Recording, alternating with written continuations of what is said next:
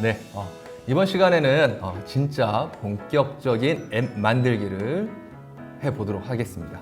이번 시간에 할 거는요, 찍고 그리고 앱이에요. 이 그리고는 엔드가 아니고요, 우리가 그린다, 드로우의 그리고입니다. 네, 그림 그리는 그런 앱을 할 건데요, 총 두 부분으로 나눠서 진행을 할 예정입니다.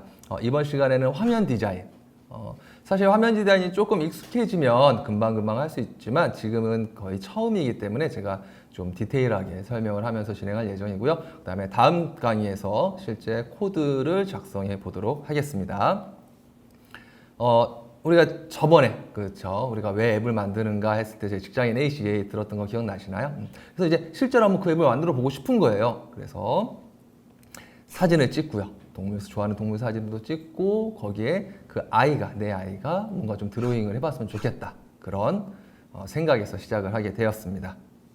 오늘 해야 될 건요, 이제 뭘 쓸 거냐? 버튼, 그리고 레이블. 레이블은요, 어떤 사용자의 텍스트를 보여주는 컴포넌트라고 생각을 하시면 됩니다. 그리고 캔버스, 뭔가 그림을 그릴 수 있는 컴포넌트예요. 그래서 그런 것들을 좀 배치를 해볼 건데, 레이아웃 컴포넌트를 여기서 다시 하면서 저번 시간에 우리 파티션 얘기했던 거 혹시 기억나실 거예요. 그래서 그냥 막 넣는 게 아니라 우리가 원하는 일정한 형태와 구조를 갖도록 할 수 있도록 레이아웃 컴포넌트를 이용해서 차곡차곡 한번 쌓아보도록 할 겁니다. 네. 본격적으로 우리가 앱 인벤터로 앱을 만들기 전에 실제로 동작하는 앱을 한번 살펴보고요. 어떻게 만들 수 있을지를 머릿속으로 같이 생각을 해보도록 하겠습니다. 네. 제가 미리 앱을 만든 다음에 제 핸드폰에다가 설치를 해놨어요. 그래서 자, 여기 이 앱을 실행을 해보겠습니다. 그러면 이게 저희가 지금 만들어 본 앱이에요. 지금 아무것도 없는데요. 지금 화면에 제일 위에 빈 화면이 있고요. 그 다음에 촬영하기 버튼, 그리고 맨 밑에는 지우기와 저장하기 버튼이 있는데 그 사이에 여러 가지들이 많이 들어가 있어요. 어떻게 사용하는지 일단 한번 볼게요. 촬영하기 버튼을 클릭하면 어이구, 제 얼굴이 떴네요. 자, 이렇게 핸드폰의 카메라가 활성화되고요. 제가 이 곰돌이를 하나 찍겠습니다. 그리고 확인 누르면 제가 방금 찍은 사진이 이렇게 들어가죠. 그리고 제가 빨간색을 선택한 다음에 곰돌이한테 이렇게 하트, 그리고 굵기, 굵기를 조금 굵게 한 다음에 파란색으로 네, 곰 이렇게 해요. 그리고 나서 좀 잘못한 것 같아, 다시 하고 싶어. 그러면 지우기 버튼 누르면 싹 지워지고요. 분홍색으로 다시 펜 굵기를 굵게 한 후에 하트를 이렇게 그려주고요. 그리고 하트 한 3개 그릴까요? 이렇게 한 다음에 저장하기를 누르면 내 핸드폰에 내가 방금 요 찍은 사진 위에 그린 하트가 있는 요 사진이 저장이 되는 그런 앱입니다. 어때요? 재밌겠죠? 자, 그러면 진짜 지금부터 앱 인벤터로 만들어 보도록 하겠습니다. 앱 인벤터에 접속을 하시면은요, 우리가 저번 시간에 만들었던 이 앱이 이렇게 그대로 있죠. 세퍼레이터 하나 시작할게요. 세퍼레이터. 프로젝트 이름은요, 저희가 뭐 촬영하고 그리는 거니까 이름을 이렇게 지을까요? 픽처 앤 드로우라고 이렇게 지을게요. 이 이름은 뭐 지금 하시는 분, 이렇게 강의를 들으시는 분이 자유롭게 지어주셔도 됩니다. 대신 한글로는 프로젝트 이름을 지을 수 없습니다. 이제 화면 디자인을 이제 한번 해볼 건데요. 저희가 만들 화면 모습을요 보면서 한번 해보도록 할게요. 미리 이제 앱을 만들 때는 미리 이제 노트 같은 곳에다가 여러분들이 화면 디자인을 미리 손으로 해놓으시면 좋아요. 네. 자, 여기 이렇게 약간 좀 작게 해놓은 다음에 이렇게 보고 하도록 할게요. 지금 오른쪽이 저희가 만들 앱의 화면 디자인입니다. 네. 보시면 제일 위에 뭐가 있냐면요, 캔버스가 있는 거예요. 캔버스. 뭔가 그림을 그릴 수 있는 도화지라고 생각하시면 돼요. 캔버스는요, 자, 그리기 및 애니메이션 팔레트에 그리기 및 애니메이션의 캔버스가 있습니다. 얘를 드래그해서 여기다 갖다 놓으시면 틈부터 이렇게 들어가요. 그러면 이제 중요한 거, 여기 보면 높이와 너비가 있는데요. 얘를 클릭을 해보면 여러 가지 옵션들이 떠요. 자동은요, 내가 넣은 그 내용 요소에 맞춰서 이 캔버스의 크기, 오브젝트 컴포넌트의 크기가 자동으로 늘었다 줄었다 하는 거고요. 부모 요소에 맞추기는요, 얘 캔버스의 부모는 누구죠? 위에 있는 요 스크린 1이죠. 이 스크린 1이라는 요 부모가 가지고 있는 너비에 맞추겠다는 뜻이 되는 거예요. 너비나 높이에. 그리고 픽셀이나 퍼센트로 할 수 있는데 픽셀은 잘 사용하지 않습니다. 왜냐하면 스마트 기기마다 화면 해상도가 다르기 때문에 픽셀로 고정을 해놓으면 어떤 화면, 어떤 기기에서는 크게 보이고 어떤 기기에서는 좀 작게 보일 수 있거든요. 그래서 보통 퍼센트는 전체 화면 가로 크기를 100으로 놨을 때 비율로 그 폭을 정하는 거고요. 부모 요소에 맞추기는 아까 말씀드렸듯이 부모의 크기를 기준으로 폭을 맞추게 됩니다. 얘는요, 일단 높이는 부모 요소에 맞추기로 해둘게요. 그러면 아니죠, 죄송해요. 높이는 화면에서 한 70% 정도만 이렇게 차지하도록 할게요. 그래서 70%라고 합니다. 그러면 이게 이렇게 딱 줄어드는 게 보이실 거예요. 이 스크린 전체, 이 부모 있죠? 얘가 여기서부터 여기까지가 100이라고 봤을 때 70%만큼만 캠퍼스로 높이를 쓰겠다라는 뜻입니다. 그리고 나서요, 너비는요, 부모 요소에 맞추기로 할게요. 그러면 부모가 전체를 차지하고 있죠, 스크린이. 그래서 이렇게 하면 옆으로 꽉 차는 모습을 가지게 됩니다. 이제 캔버스 넣은 거예요. 네. 그리고 밑에 보면 촬영하기 버튼이 있죠. 촬영하기 버튼이니까요. 버튼을 가져다가 이렇게 놓을게요. 보면은 내가 밑에다 놓으면 밑에 파란색 선이 가고요. 위에다 놓으면 위에 파란색 선이 가요. 우리 밑에 넣을 거니까 밑에다 이렇게 넣었습니다. 기본적으로 우리 요 스크린은요. 우리가 스크린 요거 컴포넌트 클릭해보면 수평과 수직 정렬이 있어요. 수평 정렬은 어떤 오브젝트를 넣을 때 이 스크린이라는 부모, 제일 가장 큰 우리 대부죠. 그쵸? 가장 그 원 도화지 바닥을 기준으로 우리가 오브젝트 놓을 때 왼쪽으로 놓겠다 또는 가운데도 놓겠다 또는 오른쪽으로 놓겠다라고 합니다. 기본적으로 얘는요 그냥 왼쪽에다 놓겠다라고 한 다음에 나머지 오브젝트 레이아웃 컴포넌트를 넣어서 그걸로 보통 맞추는 것이 좋습니다. 수직도 마찬가지예요. 넣을 때 내가 넣은 오브젝트를 가운데를 중심으로 할 것인지 위인지 아래인지. 근데 스크린이요 기본적으로 위에다 놓고 위에서 하나씩 차곡차곡 쌓는 게 좋습니다. 그래서 스크린 1에 대한 속성이 수평과 수직이 왼쪽과 위로 되어 있기 때문에 이렇게 들어가는 거예요. 네. 자, 그럼 버튼 여기 보시면 제가 가로로 크게 이렇게 돼 있죠. 이거는 뭐냐? 너비를요 부모 요소에 맞추기로 한 겁니다. 그러면 부모가 스크린이죠. 스크린에 크게 딱 맞게 들어갑니다. 이름은요 넣을 때 바로바로 해주는 게 좋아요. 우리 캔버스는 하나밖에 안 들어가기 때문에 그냥 캔버스라고 하면 좋은데 버튼은 이따가 많이 들어갈 거거든요. 자, 그래서 지금 이 이름도 같이 바꿔주도록 하겠습니다. 얘는요 촬영하기예요. 촬영하기. 이 컴포넌트에서 이름 바꾸기를 하면은 우리가 코드를 작성할 때 쓰는 이름이라고 그랬죠. 사용자가 여기에 보이는 이 텍스트 레이블이 아니라요. 그래서 이름 바꾸기 버튼이니까 B라고 시작하고요. 얘는 촬영하기 버튼이니까요. 이렇게 할게요. 그냥 take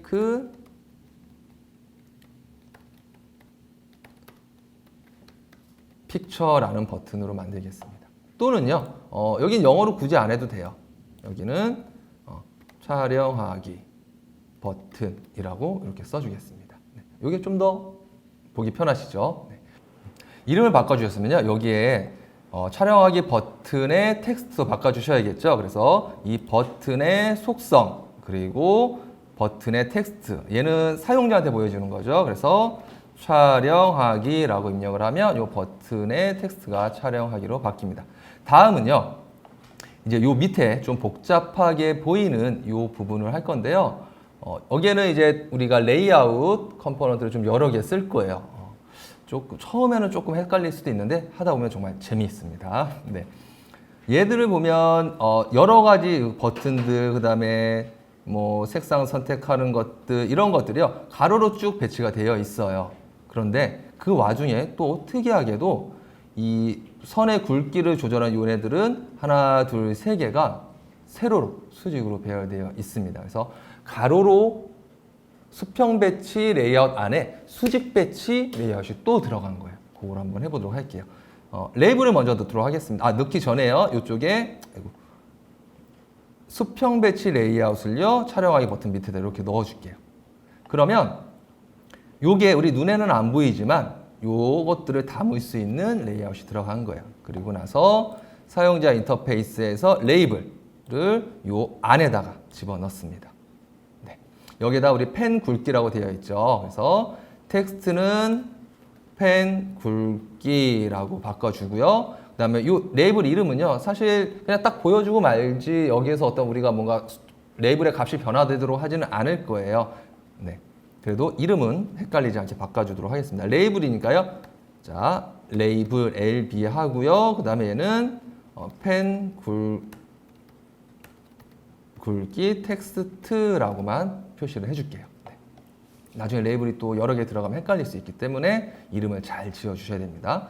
그리고 나서 이제 우리 여기 버튼, 굵기를 선택하는 버튼이요. 얘는요, 레이아웃에서 수직 배치를요, 여기 안에다가 이렇게 넣어줍니다. 그럼 보시면은요, 지금 볼 때 이게 마우스가 잘 안 보여서 넣기 좀 어려울 수도 있는데, 요 아까 넣었던 곳 안에 오른쪽 부분에다 이렇게 딱 누르시면 들어가는 게 보이세요. 그리고 그걸 다시 한번 확인하는 방법은 요 수평 배치 그 안에 수직 배치가 들어간 게 보이실 겁니다. 그러면 여기에다 넣으면요, 넣는 오브젝트들이 세로로 배치가 돼요. 자, 여기다는 버튼 일단 하나 넣어볼게요.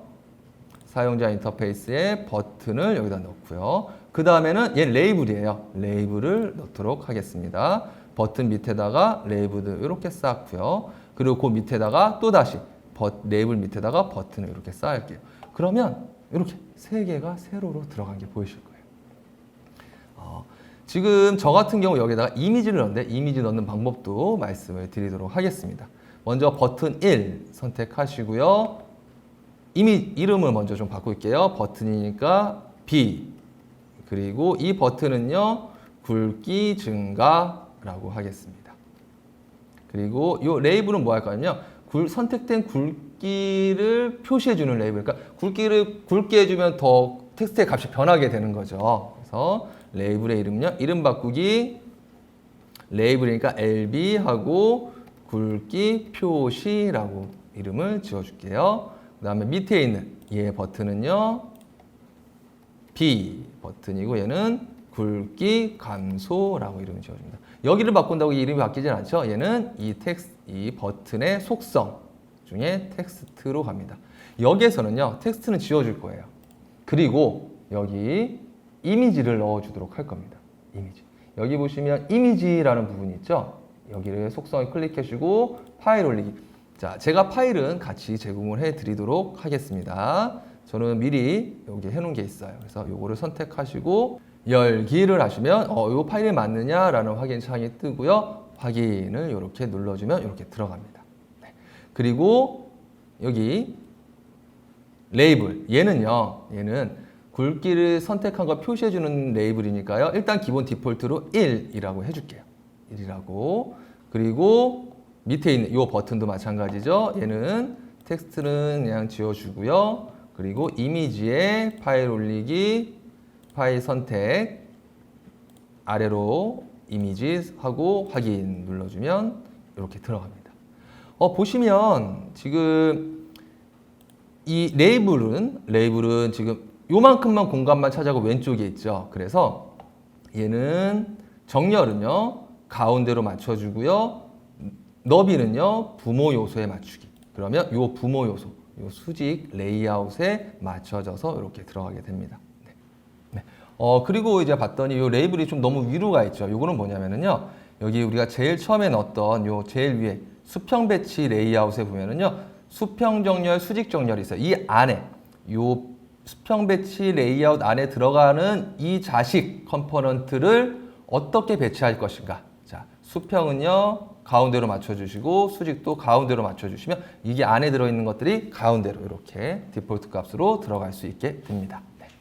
여기까지 되셨으면 그 다음에 자, 요 옆에 이제 뭐가 있죠? 펜 색상이 있죠. 펜 색상. 요 펜 색상 레이블을 넣어주도록 할게요. 자, 레이블에서요, 이거 잘 넣으셔야 돼요. 요 옆에 요 수직 레이아웃 옆에 이렇게 집어넣습니다. 여기를 보시면 조금 더 확인이 가능하시고요. 자, 요 창을 조금 줄인 다음에 하겠습니다. 자, 여기는 펜 색상에 텍스트만 표시해 주는 거니까요. 요 레이블에 텍스트를 펜 색상이라고 해주시고요. 이름도 헷갈리지 않게 바꿔줄게요. 레이블 펜 색상 텍스트라고 하겠습니다. 그 다음에 이제 색깔을 선택하는 버튼 4개를 배치할 거예요. 색깔을 선택하는 버튼 4개. 버튼 그리고 드래그 옆에 이렇게 넣으면 돼. 넣으실 때 위치가 요 수평 배치 그 자식으로 이렇게 나란히 들어갔는지 확인을 해주셔야 돼요. 만약에 이게 요 수직 배치로 들어가 버리면 요 밑에 이렇게 쌓이게 돼요. 네. 자, 그러면 얘는 텍스트. 자, 1번 색깔. 그리고 색상은 검은색이니까 기본 배경색이라고 있죠. 버튼 1의 속성에 검정 이렇게 합니다. 네. 그러면 이렇게 검정색으로 바뀌면서 보일 거예요. 근데 글자가 사라졌죠. 왜냐하면 텍스트가 검은색이기 때문에 그래요. 그래서 텍스트 색상을 흰색으로 지정을 해주면 보입니다. 네. 마찬가지로 빨간색, 파란색, 분홍색 버튼을 넣어주도록 할게요. 버튼 옆에다가 텍스트는 텍스트 색상은 흰색, 그리고 버튼의 색깔은 빨간색 이렇게 넣어주고요. 다음 또 하나 넣어주겠습니다. 세 번째는요 3이라고 해주고요. 텍스트 색상 흰색, 그리고 버튼의 색깔은 파란색. 자, 하나 더 넣어줄게요. 마지막으로 텍스트 4 색상은 흰색, 이 버튼은 분홍색으로 바꿔주는 버튼이었습니다. 자, 이렇게 하면 우리 이제 다 넣은 거예요. 다 넣은 겁니다. 이제 뭐가 남았을까요? 이름을 바꿔줘야겠죠. 버튼 1, 2, 3, 4 하면 나중에 코딩할 때 헷갈려요. 그래서 이 버튼은요, 어떤 버튼이냐? 버튼이긴 버튼인데 색깔을 검정색 변경 버튼이죠. 뒤에 버튼이란 말은 써줘도 되고 안 써도 되는데 저는 처음이니까 일단 써주도록 하겠습니다. 자, 두 번째 얘는요 이름 바꾸기 P 빨간색 변경 버튼이라고 해주고요. 그 다음에 3 얘는요 B 파란색 변경 버튼. 그리고요 이제 버튼 4 네 번째는요 B 분홍색 변경 버튼이라고 바꿔줍니다. 네. 이러면 기본적인 준비가 끝났습니다. 이러면 이제 정말 어려운 작업은 끝났어요. 근데 여기 잘 보시면 이 끝부분이 약간 남는 게 보이실 거예요. 이게 뭐냐면 이 처음 그러니까 스크린 그 밑에 들어갔던 수평 배치 레이아웃의 너비가 자동으로 되어 있어서 그래요. 부모 요소로 맞추기를 해주면 꽉 차게 됩니다. 이렇게. 그리고 정렬을 가운데 해놨기 때문에 그 안에 들어간 컴포넌트들도 이렇게 가운데로 잘 맞게 들어가는 게 볼 수 있어요. 이제 버튼 2개 남았습니다. 지우기 버튼과 저장하기 버튼. 얘네들은 요 밑에 쌓으면 되는데요. 얘도 보면 여기 가로로 쌓여 있어요. 그래서 레이아웃, 수평 배치 레이아웃을요. 여기 밑에 수직 배치 밑에 이렇게 넣어줄 거예요. 그리고 나서 사용자 인터페이스에 버튼을 하나, 2개를 방금 만든 수평 배치 레이아웃 그 안에다가 넣어줍니다. 이 수평 배치 레이아웃의 너비는요, 부모 요소에 맞추기 하면 이렇게 자동으로 늘어나고요. 그 다음에 수평과 수직을 모두 가운데로 맞춰줍니다. 보기 좀 더 예쁘겠죠? 그래서 버튼 1, 얘는요, 지우기. 그래서 이름은요, B 지우기 버튼이라고 지어주시고요. 그 다음에 오른쪽에 있는 버튼 2의 이름은요, B 저장하기 버튼이라고 입력을 해줍니다. 근데 레이블 안 바뀌었죠? 자, 요거는요, 버튼의 속성에 텍스트 들어가셔서 지우기라고 입력을 해주시고, 버튼 2의 텍스트는 저장하기라고 입력합니다. 이제 여기 보시면은요, 이 너비가 버튼의 너비가 자동으로 되어 있기 때문에 안에 들어간 텍스트의 크기를 기준으로 너비가 맞춰져 있어요. 근데 보기 별로 안 좋아요. 그래서 지우기 버튼과 저장의 버튼 두 개가 있으니까 얘네들의 비율을 50, 50으로 맞춰줄게요. 그래서 지우기의 너비를 퍼센트 50%라고 입력을 하겠습니다. 그러면 이거는 뭐냐면요.